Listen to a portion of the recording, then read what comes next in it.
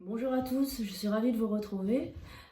Aujourd'hui, j'aurais voulu vous évoquer un film qui est malheureusement méconnu, pour ne pas dire inconnu du grand public, et qui est pourtant un prix qui a obtenu des prix prestigieux, comme le prix Louis Deluc, qui est l'équivalent du Goncourt pour le cinéma, mais aussi le non moins prestigieux prix de la Palme d'Or au Festival de Cannes. Donc c'était en 1961, et me direz-vous, pourquoi vous parlez d'un film que tout le monde méconnaît? Tout simplement parce que c'est un film, en premier lieu, qui a été tourné à Puteaux, et secondo parce qu'en le découvrant, on mesure l'injustice d'un tel traitement, tout simplement parce que son scénario, sa mise en scène, sa musique et son montage sont passionnants. J'ai décidé de vous faire découvrir aujourd'hui le magnifique film d'Henri Colpi, Une aussi longue absence. Alors tout d'abord, je vais vous parler du montage.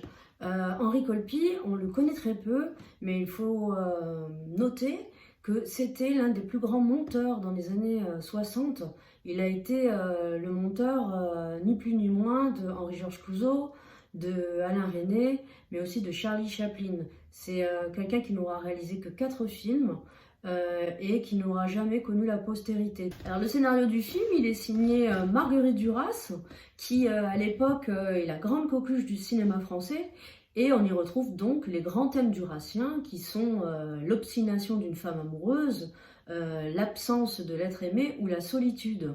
Alors sans trop vous en révéler sur le film, je pourrais vous dire que c'est un magnifique film sur la mémoire et le devoir de mémoire, et aussi une déchirante réflexion sur le doute et l'espoir. Alors revenons au tournage du film, qui a donc été tourné en décor naturel à Puteaux. Alors pourquoi je précise en décor naturel? Tout simplement parce qu'on est en 1960, et il faut savoir qu'à cette époque, beaucoup de films se tournaient encore dans des studios. Là, on est à côté des studios de Boulogne-Billancourt, et à l'époque, tous les tournages se tournaient à l'intérieur des studios, tout simplement parce que les dispositifs de tournage, les caméras, étaient des dispositifs très lourds et difficilement malléables.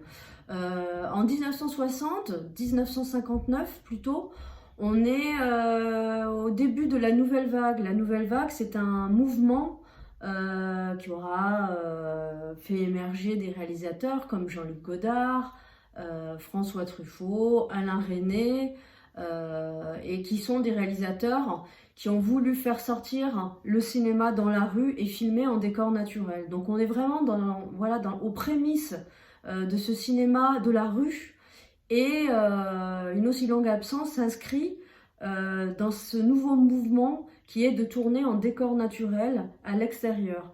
Donc Une aussi longue absence, cela paraît complètement anodin, mais c'est tout à fait symbolique, a réellement été tourné place de la Vieille Église et aux abords de la Seine.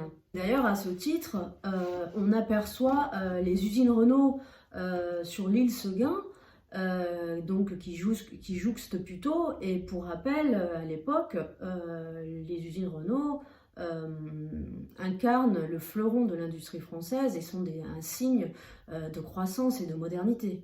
Alors pourquoi Puteaux? Tout simplement parce que voilà, à l'époque, on est en 1960, c'est encore une ville industrielle et ouvrière, mais qui verra très rapidement naître ce quartier de la Défense. On est à l'époque des Trente Glorieuses, qui est une période avec des enjeux politiques et économiques de prospérité. Le film le montre très bien. Les femmes travaillent, Thérèse Langlois tient un café. Au début du film, on est au plein cœur de l'été, 1960, ce sont les départs en vacances. Voilà, c'était vraiment une période où ce film est tourné et ancré dans son temps.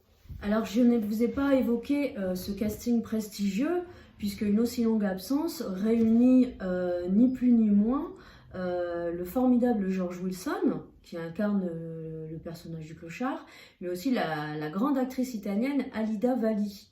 Alors, le troisième personnage principal du film, c'est la musique, parce que Une aussi longue absence est aussi un film musical, c'est un film envoûtant et musical.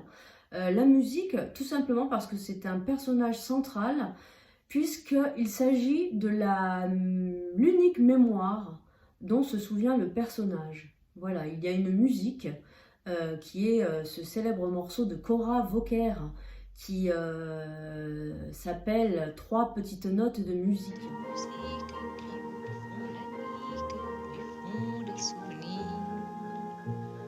Lève un cruel rideau de Seine sur 1001 peines qui ne veulent pas. Ce morceau, voilà, revient à plusieurs reprises dans le film, va permettre de créer un lien entre nos 2 personnages. Voilà, j'espère sincèrement que nous vous aurons donné envie de découvrir ce magnifique film, méconnu mais à tort. N'hésitez pas à vous manifester auprès de la ville ou du central pour, pourquoi pas, voilà, reprogrammer ce film qui a été restauré il y a 3-4 ans et qui mérite vraiment d'être revu et d'être reconnu.